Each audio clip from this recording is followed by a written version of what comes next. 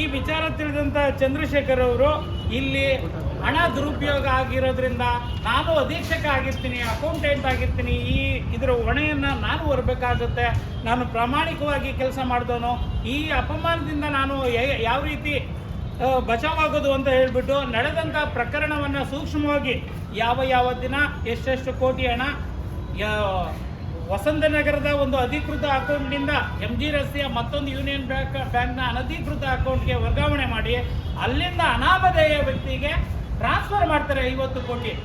ಈ ಒಂದು ವಿಚಾರವನ್ನು ಸವಿವರವಾಗಿ ಡೆತ್ ನೋಟ್ನಲ್ಲಿ ಬರೆದಿಟ್ಟು ಅದರಲ್ಲಿ ಹೇಳ್ತಾರೆ, ಸಚಿವರಾದಂಥ P.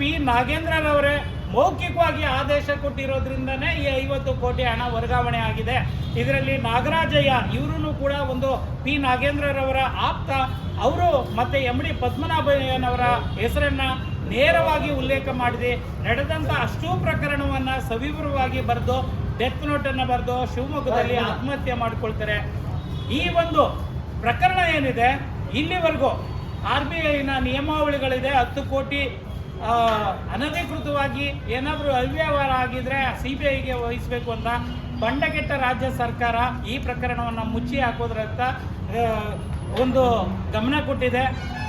ಅದು ಈ ವಿವಾದ ಯಾವಾಗ ರಾಜ್ಯಾದ್ಯಂತ ಸುದ್ದಿ ಆಗುತ್ತೆ ಆಗ P. ನಾಗೇಂದ್ರ ಮತ್ತು ಮೂವರನ್ನು P. ನಾಗೇಂದ್ರರವರನ್ನು ಇದುವರೆಗೂ ಯಾವುದೇ ರೀತಿ ಆಕ್ಷನ್ ತೊಗೊಂಡಿಲ್ಲ. ಅವರು ಕ್ಷುಲ್ಲಕ ಹೇಳಿಕೆಗಳನ್ನು ಕೊಟ್ಕೊಂಡು ನನಗೆ ಗೊತ್ತಿಲ್ಲದೆ ಇದ್ದಂಗೆ ಆಯಿತು ಅಂತಾರೆ. ಒಂದು ಕಡೆ MD ಪದ್ಮನಾಭಯ್ಯ ಅವರು ನನ್ನ ಸಹಿಯನ್ನು ದುರುಪಯೋಗ ಮಾಡಿಕೊಂಡು ಯಾರೋ ಮಿಸ್ಯೂಸ್ ಮಾಡ್ಕೊಂಡಿದ್ದಾರೆ, ನನ್ನ ನಕಲಿ ಸಹಿ ಮಾಡಿದ್ದಾರೆ, ಅಷ್ಟೊಂದು 137 ಕೋಟಿ ಅಮೌಂಟು, 87 ಕೋಟಿ ಅಮೌಂಟು, ಇಷ್ಟು ಪ್ರಮಾಣದ ಹಣವನ್ನು ಅವರು ನಕಲಿ ದಾಖಲೆ ಮಾಡಿ ಹೇಗೆ ಟ್ರಾನ್ಸ್ಫರ್ ಮಾಡೋಕ್ಕೆ ಸಾಧ್ಯ? ಆದ್ದರಿಂದ ಇದರಲ್ಲಿ ಸಚಿವರ ನೇರವಾದ ಪಾತ್ರ ಇದೆ. ಅದನ್ನು ಚಂದ್ರಶೇಖರ್ ಅವರು ಸವಿವರವಾಗಿ ತಿಳಿಸಿ ಆತ್ಮಹತ್ಯೆ ಮಾಡ್ಕೊಂಡಿದ್ದಾರೆ. ಅದರ ಆಧಾರದ ಮೇಲೆ P. ನಾಗೇಂದ್ರ ಅವರನ್ನು ತಕ್ಷಣವೇ ಶಾಶ್ವತ ಅಮಾನತು ಮಾಡಬೇಕು, CBIಗೆ ಪ್ರಕರಣವನ್ನು ವಹಿಸಬೇಕು ಅಂತ ನಾವು ಈ ಮೂಲಕ ಆಗ್ರಹಿಸ್ತೀವಿ. ಭ್ರಷ್ಟಾಚಾರಕ್ಕೆ ಪ್ರೋತ್ಸಾಹ ನೀಡುತ್ತಿರುವ ರಾಜ್ಯ ಸರ್ಕಾರಕ್ಕೆ, ಪ್ರಾಮಾಣಿಕ ಅಧಿಕಾರಿಯನ್ನು ಕೊಂದ ರಾಜ್ಯ ಸರ್ಕಾರಕ್ಕೆ, ಅಧಿಕಾರಿಗಳನ್ನು ಪ್ರಾಮಾಣಿಕವಾಗಿ ಕೆಲಸ ಮಾಡಲು ಬಿಡದ ರಾಜ್ಯ ಸರ್ಕಾರಕ್ಕೆ, ಅಧಿಕಾರಕ್ಕೆ ಬಂದಾಗಲೆಲ್ಲ ಪ್ರಾಮಾಣಿಕ ಅಧಿಕಾರಿಗಳನ್ನು ಬಲಿ ತೆಗೆದುಕೊಳ್ಳುತ್ತಿರುವಂತಹ ರಾಜ್ಯ ಸರ್ಕಾರಕ್ಕೆ, ಅವ್ಯವಹಾರ ನಡೆದಿರುವಂತದ್ದು ಮೇಲ್ನೋಟಕ್ಕೆ ಸಾಬೀತಾಗಿದ್ದರೂ ಕೂಡ ಸಚಿವರನ್ನು ಉಳಿಸುವಂತ ಪ್ರಯತ್ನ ಮಾಡುತ್ತಿರುವಂತಹ ಭ್ರಷ್ಟ ಸರ್ಕಾರಕ್ಕೆ,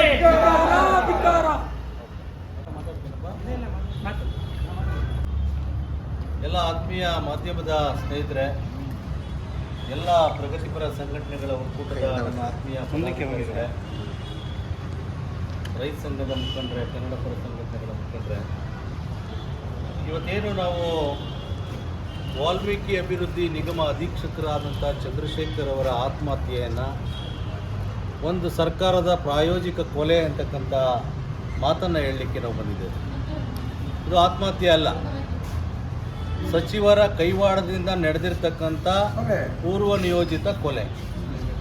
ಹಾಗಾಗಿ ಈ ಪ್ರಕರಣವನ್ನು CBIಗೆ ವಹಿಸಬೇಕು. ಕೂಡಲೇ ಕಾರಣಕರ್ತರಾದಂಥ MD ಪದ್ಮನಾಭ, ಸಚಿವರ ಆಪ್ತ ಸಹಾಯಕ ನಾಗರಾಜಯ್ಯ, ಸಚಿವರಾದಂಥ ನಾಗೇಂದ್ರ, ಇಷ್ಟೂ ಜನದ ಮೇಲೆ ಸೂಕ್ತವಾದಂಥ ಕ್ರಮ ಕೈಗೊಳ್ಳಬೇಕು. ಕೂಡಲೇ ಸಚಿವ ಸಂಪುಟದಿಂದ ನಾಗೇಂದ್ರ ಅವರನ್ನು ಕೈಬಿಡಬೇಕು ಅಂತ ಹೇಳಿ ನಮ್ಮ ಪ್ರಗತಿಪರ ಸಂಘಟನೆಗಳ ಒಕ್ಕೂಟ ಇವತ್ತು ಒತ್ತಾಯಿಸ್ತಾ ಇದ್ದೇವೆ. ಕೂಡಲೇ ಸನ್ಮಾನ್ಯ ಮುಖ್ಯಮಂತ್ರಿಗಳು ವಿರೋಧ ಪಕ್ಷದಲ್ಲಿದ್ದಾಗ ಒಂದು ಮಾತು, ಆಡಳಿತ ಪಕ್ಷದಲ್ಲಿದ್ದಾಗ ಒಂದು ಮಾತು ಆಡ್ತಕ್ಕಂಥ ಮಾನ್ಯ ಸಿದ್ದರಾಮಯ್ಯನವರೇ, ಇವತ್ತು ನಿಮ್ಮ ಸಚಿವ ಸಂಪುಟದಲ್ಲಿ ಒಬ್ಬ ಭ್ರಷ್ಟ ಸಚಿವ ಮೌಖಿಕವಾಗಿ ಆದೇಶವನ್ನು ಕೊಟ್ಟು ಚಂದ್ರಶೇಖರ್ ಅವರಿಗೆ ಗೊತ್ತಿಲ್ಲದಂಗೆ ಸುಮಾರು ಒಂದು 80 ಕೋಟಿ ಹಣವನ್ನು ಬೇನಾಮಿ ಖಾತೆಗೆ ವರ್ಗಾವಣೆ ಮಾಡಿಕೊಂಡಂಥ ಪ್ರಸಂಗ ಏನು ಇವತ್ತು ಜಗಜ್ಜಾಹೀರಾಗಿದೆ. ಕೂಡಲೇ ನೈತಿಕ ಹೊಣೆ ಹೊತ್ತು ಕೂಡಲೇ ಮುಖ್ಯಮಂತ್ರಿಗಳು ಕೂಡ ನೈತಿಕ ಹೊಣೆ ಹೊತ್ತು ರಾಜೀನಾಮೆಯನ್ನು ಕೊಡಬೇಕು. ಏನು ಹಿಂದುಳಿದ ವರ್ಗಗಳ ಸಚಿವರಾಗಿರ್ತಕ್ಕಂಥ ಶ್ರೀ ಮಾದೇವಪ್ಪನವರು, ನೀವೇನು ಗೆಣಸ್ಕಿಳ್ತಾ ಇದ್ದೀರಾ ಮಾದೇವಪ್ಪನವರೇ? ನೀವು ಇರೋದು ಏನಕ್ಕೆ? ಚುನಾವಣೆಗಳು ಮಾಡೋಕ್ಕೆ ನೀವು ಅಕ್ರಮ ಹಣವನ್ನು ಏನು ಬೇನಾಮಿ, ಸಿದ್ದರಾಮಯ್ಯನವರ ಹೆಸರಿನಲ್ಲಿ ಬೇನಾಮಿ ಹಣ ಮಾಡಲಿಕ್ಕೆ ನೀವಿರೋದು. ನಿಮ್ಮ ಇಲಾಖೆಯಲ್ಲಿ ಆಗ್ತಿರ್ತಕ್ಕಂಥ ಭ್ರಷ್ಟಾಚಾರವನ್ನು ನೀವು ತಪ್ಪಿಸಲಿಕ್ಕೆ ಆಗಲಿಲ್ಲ ಅಂತಕ್ಕಂಥದ್ದು ನಿಮ್ಮ ಕೈಲಾದರೆ ಇವತ್ತು ಒಬ್ಬ ವಾಲ್ಮೀಕಿ ಜನಾಂಗಕ್ಕೆ, ST ಜನಾಂಗಕ್ಕೆ ಇಟ್ಟಿದ್ದಂಥ ಸುಮಾರು 180 ಕೋಟಿ ಹಣವನ್ನು ನುಂಗಿ ನೀರು ಕುಡಿಲಿಕ್ಕೆ ಹೊರಟಿದ್ದೀರಲ್ಲ, ಇದು ಹಿಂದುಳಿದ ವರ್ಗದವರಿಗೆ ST ಸಮುದಾಯದವರಿಗೆ ಮಾಡಿದಂಥ ಮೋಸ, ಸಾರ್ವಜನಿಕರಿಗೆ ಮಾಡಿದಂಥ ಮೋಸ ಅಂತಕ್ಕಂಥ ಮಾತನ್ನು ಹೇಳಲಿಕ್ಕೆ ಬಯಸ್ತೀನಿ. SIT ತನಿಖೆ ಮಾಡ್ತೀವಿ ಅಂತೇಳಿ ಸರ್ಕಾರ ಕಣ್ಣರೊಸುವ ತಂತ್ರವನ್ನು ಈಗಾಗಲೇ ಮಾಡ್ತಾ ಇದ್ದೀವಿ. ಯಾಕೆ? ನಿಮ್ಮ ಸಚಿವರನ್ನು ನಿಮ್ಮ ಇದ್ರ ಜೊತೆಲಿ ಇರ್ತಕ್ಕಂಥ ಅಧಿಕಾರಿಗಳನ್ನು, ಬೇಕಾದಂಥ ಅಧಿಕಾರಿಗಳನ್ನು ಮುಚ್ಕೊಳ್ಳಿಕ್ಕೆ, ಇದನ್ನು ಕ್ಲೀನ್ ಚಿಟ್ ಕೊಡಲಿಕ್ಕೆ, ಸಚಿವರಿಗೆ ಕ್ಲೀನ್ ಚಿಟ್ ಕೊಡಲಿಕ್ಕೆ ನಿಮ್ಮ SIT ತನಿಖೆಯನ್ನು ಮಾಡಿದಿರಿ. ಯಾವುದೇ ಕಾರಣಕ್ಕೂ ನಾವ್ಯಾರೂ ಕೂಡ ಸಾರ್ವಜನಿಕರಾಗಲಿ ಕರ್ನಾಟಕದಲ್ಲಿರ್ತಕ್ಕಂಥ ಯಾರೂ ಕೂಡ ಒಪ್ಪೋದಿಲ್ಲ. ಇದನ್ನು CBI ತನಿಖೆಗೆ ವಹಿಸಲೇಬೇಕು. ಕೂಡಲೇ ಸಚಿವ ನಾಗೇಂದ್ರ ರಾಜೀನಾಮೆ ಕೊಡಲೇಬೇಕು. 24 ಗಂಟೆ ಒಳಗಡೆ ರಾಜೀನಾಮೆ ಕೊಡಲಿಲ್ಲ ಅಂತಕ್ಕಂಥದ್ದು ಏನಾರು ಆದರೆ ಕೇಂದ್ರ ಸರ್ಕಾರ ಮಧ್ಯ ಪ್ರವೇಶ ಮಾಡಬೇಕು. ಈಗಾಗಲೇ ಯೂನಿಯನ್ ಬ್ಯಾಂಕ್ನ ಅಧ್ಯಕ್ಷರು ಮತ್ತು ಮುಖ್ಯಸ್ಥರು ಕೇಂದ್ರ ಸರ್ಕಾರಕ್ಕೆ ಪತ್ರವನ್ನು ಬರೆದಿದ್ದಾರೆ. ಯೂನಿಯನ್ ಬ್ಯಾಂಕ್ಗಳಲ್ಲಿ, ನ್ಯಾಷನಲೈಸ್ ಬ್ಯಾಂಕಲ್ಲಿ ಒಂದು ಕಾನೂನಿದೆ, 5 ಕೋಟಿಗಿಂತ ಹೆಚ್ಚು ಭ್ರಷ್ಟಾಚಾರ ಏನಾದರೂ ನಡೆದಿದ್ರೆ ಅದನ್ನು ಸೂಕ್ತವಾಗಿ CBI ತನಿಖೆಗೆ ವಹಿಸಲಿಕ್ಕೆ ಅವ್ರಿಗೆ ಕೂಡ ಹಕ್ಕಿದೆ. ಆ ನಿಟ್ಟಿನಲ್ಲಿ ನೀವು ಈ ಬಂಡಗೆಟ್ಟ ಸರ್ಕಾರ ಯಾವುದೇ ಕಾರಣಕ್ಕೂ CBI ತನಿಖೆಗೆ ವಹಿಸೋದಿಲ್ಲ.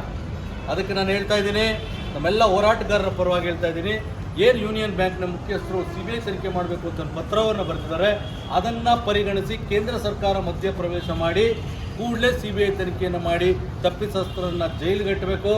ಮತ್ತು ಚಂದ್ರಶೇಖರಯ್ಯನವರ ಕುಟುಂಬಕ್ಕೆ ಎಲ್ಲ ರೀತಿಯ ರಕ್ಷಣೆಗಳು, ಬೆದರಿಕೆ ಬರ್ತಾ ಇದ್ದಾವೆ ಈಗಾಗಲೇ ಅವ್ರ ಕುಟುಂಬಕ್ಕೆ, ಅವ್ರ ಶ್ರೀಮತಿಯವರಿಗೆ.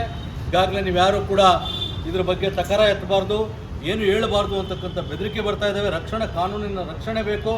ಮತ್ತು ಅವ್ರಿಗೆ ಮತ್ತು ಏನು ಕೆಲಸ ಕೊಡಬೇಕು, ಕಳ್ಕೊಂಡಂಥ ಅವರ ಶ್ರೀಮತಿಗೋ ಮಕ್ಕಳಿಗೋ ಯಾರಿಗೆ ಒಂದು ಕೆಲಸವನ್ನು, ಸರ್ಕಾರಿ ಉದ್ಯೋಗವನ್ನು ಕೊಟ್ಟು ಅವರ ಕುಟುಂಬಕ್ಕೆ ಸರ್ಕಾರ ಕುಟುಂಬದ ಪರವಾಗಿ ನಿಂತ್ಕೋಬೇಕು ಅಂತೇಳಿ ಸಂದರ್ಭದಲ್ಲಿ ಹೇಳಲಿಕ್ಕೆ ನಾನು ಬಯಸ್ತೀನಿ.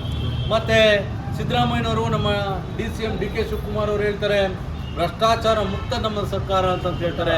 ಪ್ರತಿನಿತ್ಯನೂ ಕೂಡ ಭ್ರಷ್ಟಾಚಾರದಲ್ಲಿ ಮುಳುಗೋಗಿದೆ. ಇಂಥ ಸರ್ಕಾರ ನಮಗೆ ಬೇಕಾ? ಇಂಥ ಸರ್ಕಾರ ಯಾವುದೇ ಕಾರಣಕ್ಕೂ ಇಲ್ಲಿ 1 ವರ್ಷದಲ್ಲೇ ನಿಮ್ಮ ಮುಖವಾಣಿ ಕಳಚೋಗಿದೆ. ಈಗಾಗಲೇ 1 ವರ್ಷದಲ್ಲೇ ನಿಮ್ಮ ಗೋಸುಂಬೆ ನಾಟಕ ಜನರಿಗೆ ಗೊತ್ತಾಗೋಗಿದೆ. ನೋಡಿ, 2,000 ರೂಪಾಯಿ ಏನು ನೀವು ಗೃಹಲಕ್ಷ್ಮಿದು ಹಣ ಹಾಕ್ತಿದ್ರಿ, ಚುನಾವಣಾ ಸಂದರ್ಭದಲ್ಲಿ 2 ತಿಂಗಳದ್ದು ಹಾಕವ್ರೆ ಜನರಿಗೆ. ಇವತ್ತಾಗಲೇ ಹಣ ಪತ್ತೆ ಇಲ್ಲ. ಮತ್ತು ರೇಷನ್ಗೆ 170 ರೂಪಾಯಿ ಹಾಕ್ತಿದ್ರು, ಅದು 4-5 ತಿಂಗಳಾದರೂ ಹಣ ಇಲ್ಲ.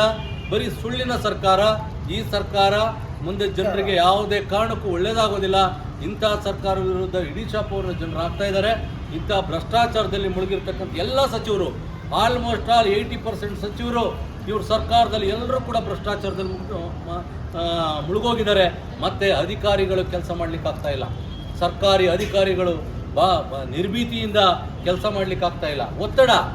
ಒತ್ತಡ ಟಾರ್ಗೆಟ್ ಅಧಿಕಾರಿಗಳಿಗೆ, ನೀನು ಇಷ್ಟು ಕೋಟಿ ದುಡ್ಡನ್ನು ನಿನ್ನ ಇಲಾಖೆಯಲ್ಲಿ ನಮ್ಮ ಬೇನಾಮಿ ಅಕೌಂಟ್ಗೆ ಕಳಿಸ್ತೀವಿ. ಯಾಕೆ ಬೇನಾಮಿ ಅಕೌಂಟ್ಗೆ ನೀವು ಹಾಕ್ಸಿದ್ರಿ ನಾಗೇಂದ್ರ ಅವರೇ? ಚುನಾವಣೆ ಮಾಡಲಿಕ್ಕೆ, ತೆಲಂಗಾಣ ಆಂಧ್ರ ಪ್ರದೇಶದ ಚುನಾವಣೆ ಮಾಡಲಿಕ್ಕೆ ನಿಮ್ಮ ಬೇನಾಮಿ ಹಣವನ್ನು ಉಪಯೋಗಿಸ್ಕೊಂಡಿದ್ದೀರಿ ಅಂತೇಳಿ ಮಾಹಿತಿ ಇದೆ. ಸಚಿವರು ಈ ಪ್ರಕರಣದಲ್ಲಿದ್ದಾರೆ. ಕೂಡಲೇ CBI ತನಿಖೆ ಆದರೆ ಎಲ್ಲವೂ ಕೂಡ ಬೆಳಕಿಗೆ ಬರುತ್ತೆ. ನಂತರ ಈ ಸಾರ್ವಜನಿಕರಿಗೆ ನಿಮ್ಮ ಬಣ್ಣ ಗೊತ್ತಾಗುತ್ತೆ ಅಂತಕ್ಕಂಥ ಮಾತನ್ನು ಹೇಳ್ತಾ ಇವತ್ತು ಸಾಂಕೇತಿಕವಾಗಿ ಒಂದು ಮನವಿಯನ್ನು ಕೊಡ್ತಾ ಇದ್ದೇವೆ. ನಾವು ಈಗ ಉಪತಹಸೀಲ್ದಾರ್ ಜಗದೀಶ್ ಅವರ ಮುಖೇನ ಸರ್ಕಾರಕ್ಕೆ, ಮುಖ್ಯಮಂತ್ರಿಗಳು ಒತ್ತಾಯ ಮಾಡ್ತಾ ಇದ್ದೇವೆ, ಕೂಡಲೇ ರಾಜೀನಾಮೆ ತಗೋಬೇಕು. ಮತ್ತು ಮಹದೇವಪ್ಪನವರು ಕೂಡ ನೈತಿಕ ಹೊಣೆ ಹೊತ್ತು ಈ ಸಚಿವರು ಹಿಂದುಳಿದ ವರ್ಗ ST ಜನಾಂಗ ಮೋಸ ಮಾಡಿದ್ದೀರಿ, ನೀವು ಕೂಡ ರಾಜೀನಾಮೆಯನ್ನು ಕೊಡಬೇಕು ಅಂತೇಳಿ ಮಾಧ್ಯಮದ ಮೂಲಕ ನಾನು ಒತ್ತಾಯ ಮಾಡ್ತೇನೆ. ವಾಲ್ಮೀಕಿ ಅಭಿವೃದ್ಧಿ ನಿಗಮ ಅಧ್ಯಕ್ಷರಾದ ಚಂದ್ರಶೇಖರ್ ಅವರು ಬಹುಕೋಟಿ ವರ್ಗಾವಣೆ ಭ್ರಷ್ಟಾಚಾರಕ್ಕೆ ಸಂಬಂಧಿಸಿದಂತೆ ಡೆತ್ ನೋಟ್ ಬರೆದು ಅವರು ಡೆತ್ ಆಗಿರೋದ್ರಿಂದ ಅದ್ರ ಬಗ್ಗೆ ಮನವಿ ಕೊಟ್ಟಿದ್ದಾರೆ. ಇದನ್ನ ಮೇಲಧಿಕಾರಿಗಳಿಗೆ ಮನವಿ ಸಲ್ಲಿಸ್ತೀವಿ. ಸರ್ಕಾರಕ್ಕೆ ನಾವು DC ಕಳಿಸ್ತೀವಿ. ಸರ್ಕಾರಕ್ಕೆ ಕಳಿಸುವ ಕ್ರಮ ನೀವು ಕೆಲಸ ಮಾಡೋ